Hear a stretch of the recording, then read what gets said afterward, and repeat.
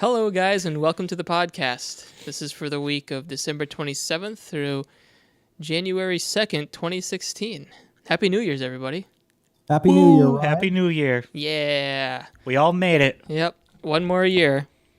1 year older. So I got Drew here, and I got Cy on the phone. Anybody do anything special for New Year's? Designated driving. Oh, there you go. For the party people.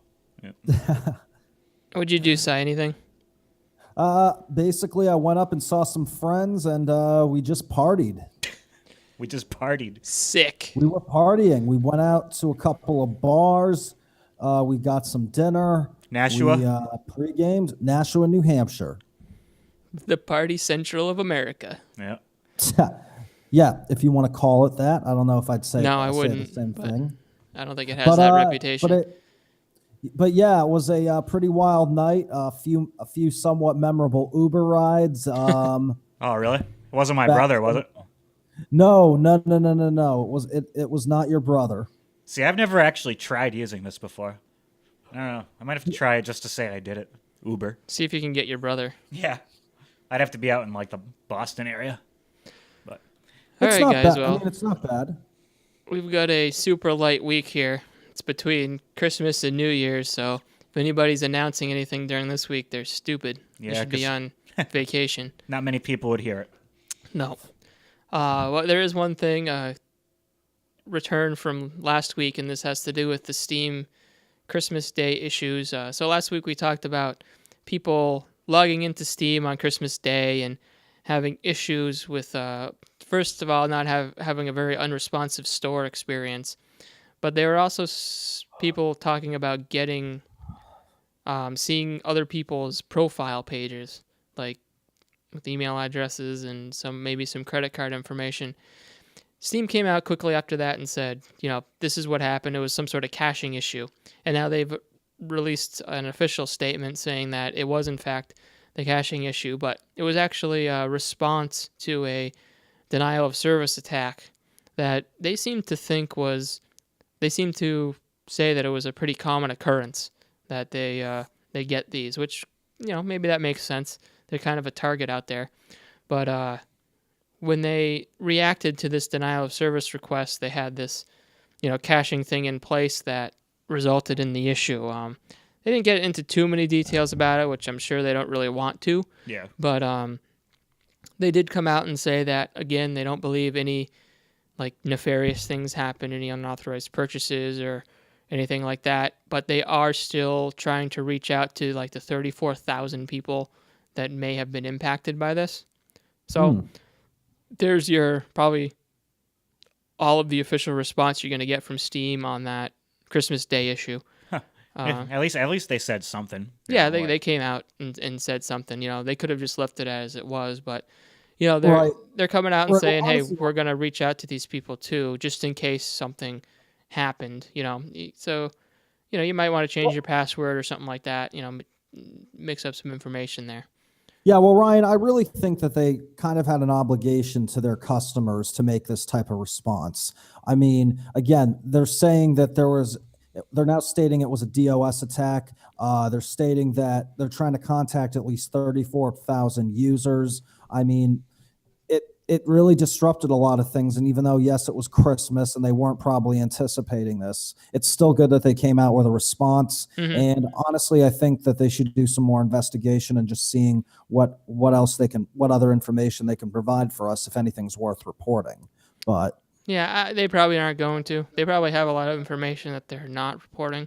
They're not going to release information about exactly what they did, like what their protocol was or anything like that, because they got to keep that stuff to themselves. Well, it doesn't sound like anyone was seriously affected. I feel like we would have heard something. Yeah, somebody would have come out and said, "Hey, somebody somebody used my credit card to buy a bunch of stuff." Yeah, so it sounds like Steam got lucky. Yeah, and this whole thing, it was what, a 1 or 2 hour long deal. Yeah, it only lasted a couple hours, and they shut the store down soon after it started to happen. So there wasn't a whole lot that went on.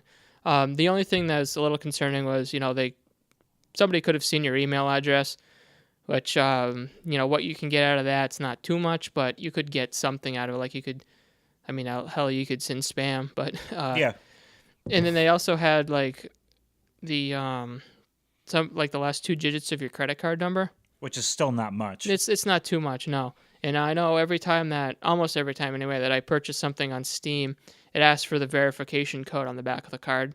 Yeah, like So- the 3 digits there. Yeah, so Yeah. even if like I do have my credit card stored in there, and somebody somehow found the full credit card number, they would still need those digits on the back in order to actually make a purchase, which Yeah, is something that's right. pretty common actually. That's why you never Right. save numbers into like these things, especially Yeah. credit card, Well, debit card. I've never seen an opportunity to save those digits on the back. Yeah, I'm sure that- those are yeah. always asked for like verification purposes. And that Right, would be which crazy. is one reason, Ryan, why I don't think there's going to be any more complications in regards to this. So Yeah. hopefully this will be the end of it. But Yeah, hopefully it never happens again. Steam's usually pretty rock solid with these things, so to have this happen is very surprising. Yeah, it's probably because nothing was going to happen to the consoles this year. Yeah, that was so funny. It's like, let's try. Well, it wasn't even hackers though. Like, No, it was. wasn't, It was a DOS attack. So Yeah. somebody attacked them. so I don't who know knows, who's like- taking credit for it, or Yeah, there's what no one happened, but- taking credit. yeah, The that's whole what's thing's- interesting. Yeah. Usually these guys are out bragging about everything they did. So hopefully we can sweep that under the rug and it doesn't happen again. Now give us Half-Life hope so. 3. Yeah, now oh God, maybe this is part of their Half-Life 3 campaign. Oh, some people hacked in and gave everybody Half-Life 3. Yep. No. All right. well, so wouldn't that be nice? that would be nice. Moving on here, it appears that there are some reports saying that Activision Blizzard is buying MLG for $46 million. Yeah. Mhm. Major League Gaming reportedly sells Activision. Oh wait, yeah, reportedly sells to Activision Yeah. Blizzard. So I don't know. Apparently, like I don't really follow this whole esports thing, but by what I'm hearing, it sounds like they had a pretty rough 2015. They lost quite a bit of money. That's correct. True. Apparently, the company had to file for debt financing multiple times in 2015, Wow. and it totaled for a combined over $6 million. Oh, wow. Yeah, so I don't know. Of course, it's Activision and Blizzard that decide to take this over. Yeah, not too many companies out there that can just pony up that kind of money. Yeah, I'm sure this is like nothing for Activision too, Yeah. with how much money they make. So Yeah, so it'll be interesting because they're, from what I understand, MLG actually lost the rights to, or the permission to do the Call of Duty tournament yeah, recently. So that's probably a big deal to lose them. But then it's interesting that Activision comes in, who owns Call of Duty, yeah. and then buys MLG. Yeah, so don't be surprised if we end up seeing more Call of Duty tournaments now. Yeah, I wonder. It'd be kind of interesting to see if there's anything, like if people look into it and it's like, turns out Activision pulled Call of Duty from MLG just so they could lower their bid price Yeah. and swoop in and snatch them up. That'd be kind of right. interesting. No, Well, they've I don't been want- around I don't since 2002 as well. So they've Yeah, been they've been around for a while. So I mean, this Right, is well, kind of a big thing. Well, guys, yeah, I'm not going to go into the whole conspiracy No. thing. I mean, it is understandable because many shareholders for MLG are upset because Yeah, even yep. though the majority is going to pay off their debts, it's going to leave very little for the shareholders. Yeah. So, I mean, again, I can understand that, and from a business aspect, for the shareholders, it doesn't look like that good of a deal. But Yeah, I they mean, didn't really have much of a say in it though. No, they don't. Apparently, since it's based in Delaware, apparently their corporation laws stating that the shareholders there's a basis that doesn't require their input. Yeah. The shareholders' input regarding the sale. So, I mean, it looks like it's going to happen, and suddenly now it looks like now this company is going to get control of most of esports. So, I mean, we'll have to look and see what they plan to do with this. Yeah, Yeah. because this money apparently is paying off the existing debts that they owe. So the shareholders aren't Well, getting it much is. at all. No, they're not. That's why they're upset. No, that's exactly why they're upset about it. But I mean, again, they're not going to have much of a say. Activision Blizzard is going to own MLG, and that's going to be the end of it. Yeah. I wonder if they'll keep doing it, or a lot of the articles were suggesting that the company is just going to be dissolved.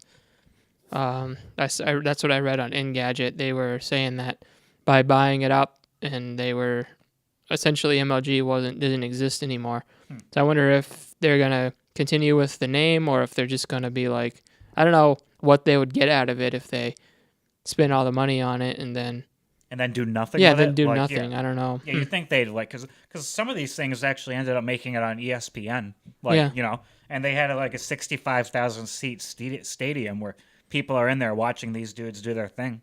Oh yeah, I So mean it's it's crazy. I mean when you look at esports, something like the Dota International is just insane. They sell out huge arenas for that kind of stuff, like $15-16 million winnings, like pools for the winning and stuff like that. It's insane. This had nothing to do. That particular thing doesn't have anything to do with MLG, but there's there's Halo tournaments, there's Street Fighter, there's League of Call of Duty, Legends. League of Legends, and it's insane. Call of Duty, Halo, Dota. Yeah, It's probably why Activision did it. They see the money and the possibility of Right. I mean, being MLG in is control of a Call essentially- of Duty one. Yeah. And apparently the company was in the midst of putting together a Counter-Strike Go tournament in March, which Oh, really? may or may not still happen. So Well, that's either that or yeah. see some big changes. Yeah, that'll be interesting Right. because Well, again, Activision has it now, and I think what they're going to do, company, whether that means they're going to clean house or whether that means they're going to put their own input, I don't know. Yeah. Maybe they'll just keep the name only. We'll have to see. It's their destiny. yeah, maybe there'll be a Destiny tournament. All right, so I mean, this is like we said, this is a pretty light week, so we're getting into some fluff here.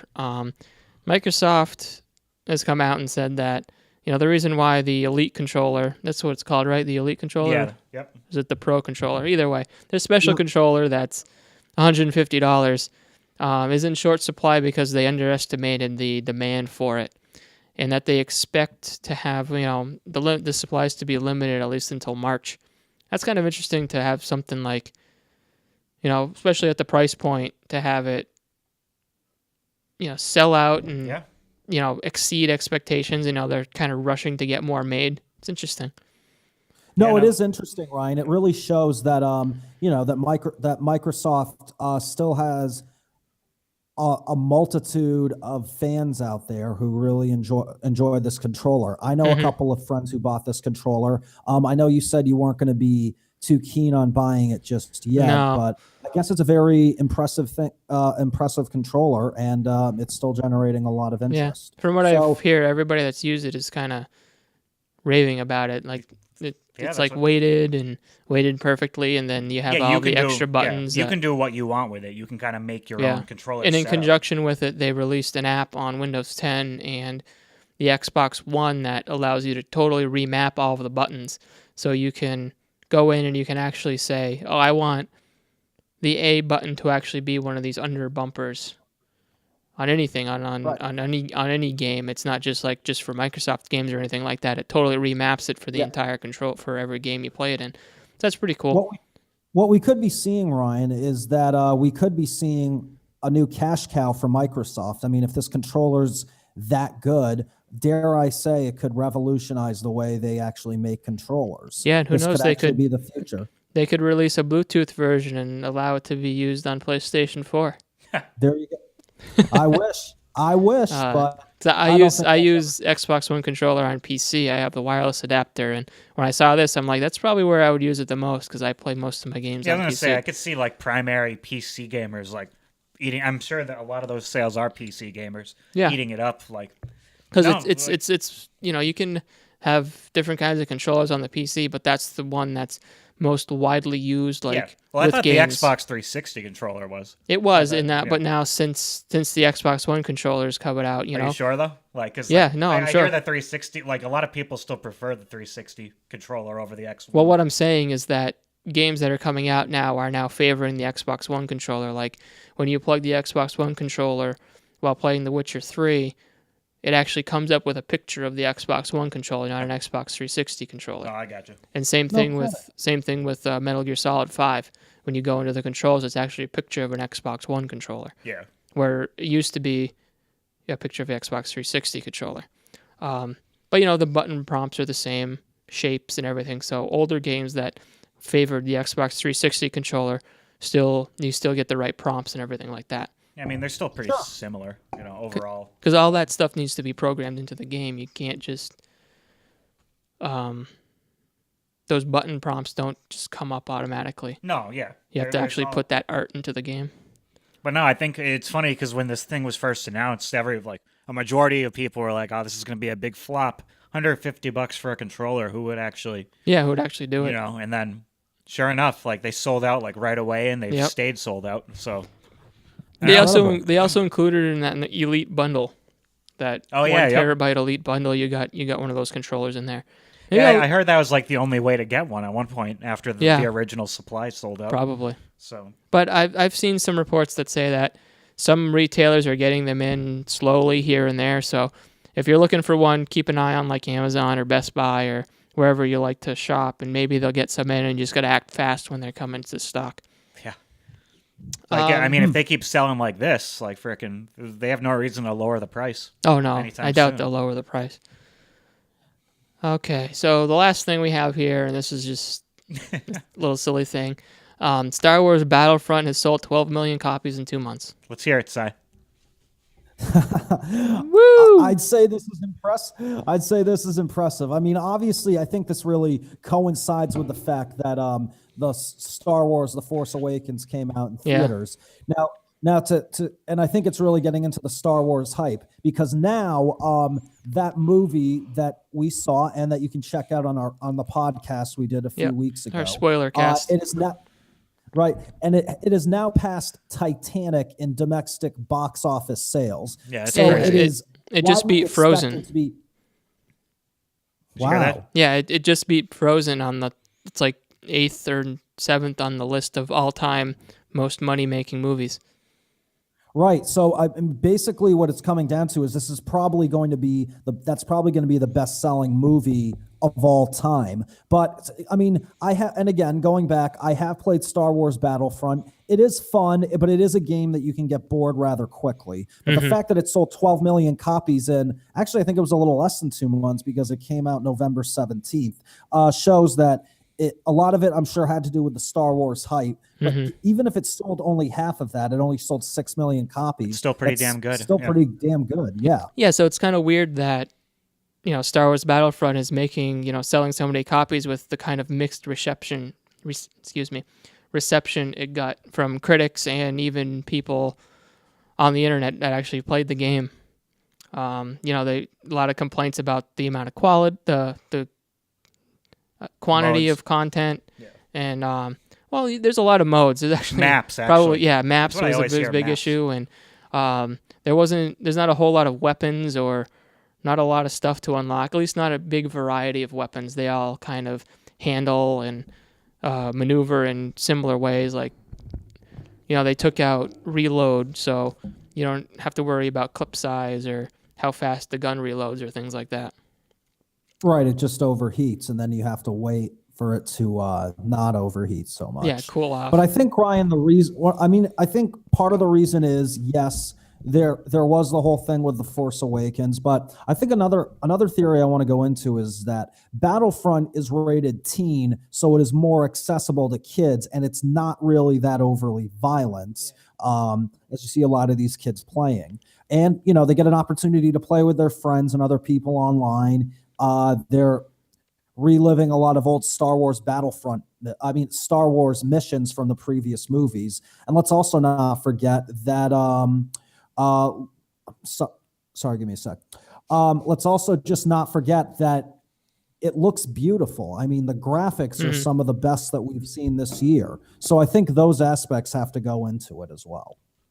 Yeah, definitely. And you got the, DICE is a well-known developer. I mean, Battlefield is a pretty, it's a pretty popular franchise. People swear by it. This is was supposed to be like a bringing back the old Battlefront, which didn't end up being similar, but they specifically chose the word Battlefront to kind of bring back those memories of people like, oh yeah, I remember Battlefront. To pick it up. Yeah, I'm sure people who have been waiting 10 years or whatever for a new Battlefront. Yeah, they got all amped. Probably a little disappointed to see what it actually ended up becoming, but Yeah. I think it's still like a perfect Right, but- little game for mostly casual shooter fans. Mm-hmm. And honestly, like, did it really have the biggest competition this year in that department? I mean, Call of Duty, you're going to get that every year.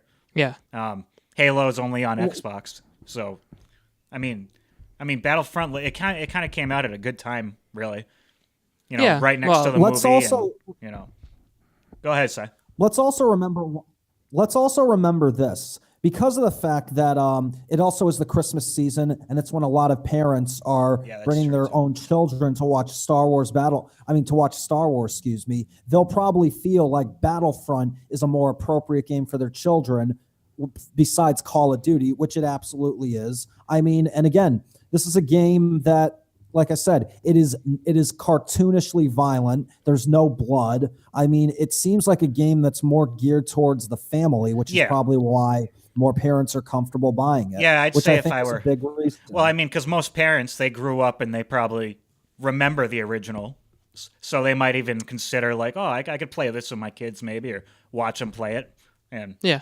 I guess if I was a Sure. parent, I would probably pick Star Wars over Call of Duty. Yeah. Sure. And not to mention, Sony had the marketing deal, so there was a lot of Star Wars Battlefront bundles out there. So Yep. I mean, like, Of course. I'm actually interested to see like the numbers like between platforms for that, because even though PlayStation got the Call of Duty deal, like I guess it sold better. Call of Duty sold better on the Xbox. So Yeah. So like, it doesn't matter like who has the marketing deals necessarily all the time. No, it's but- whatever. I mean, at this point, Agreed. it's you pretty much have your console by now, and you just buy it for whatever console. It doesn't matter if somebody has a bundle or anything like that. You're just like, I'm just buying it on Xbox One because that's what I have at this point anyway. Right. In the console And cycle. of course, and like I said, in small doses, it's a lot of fun to play. Yeah. But that's really all I have to say about this subject, Ryan. Yeah, that's pretty much all I have to say too. It's very shallow in terms of its content and its gameplay loop and everything like that. I wish it was more because it could have been really awesome. Oh, you know what they did? I don't know if we've brought this up yet either. So, What's that?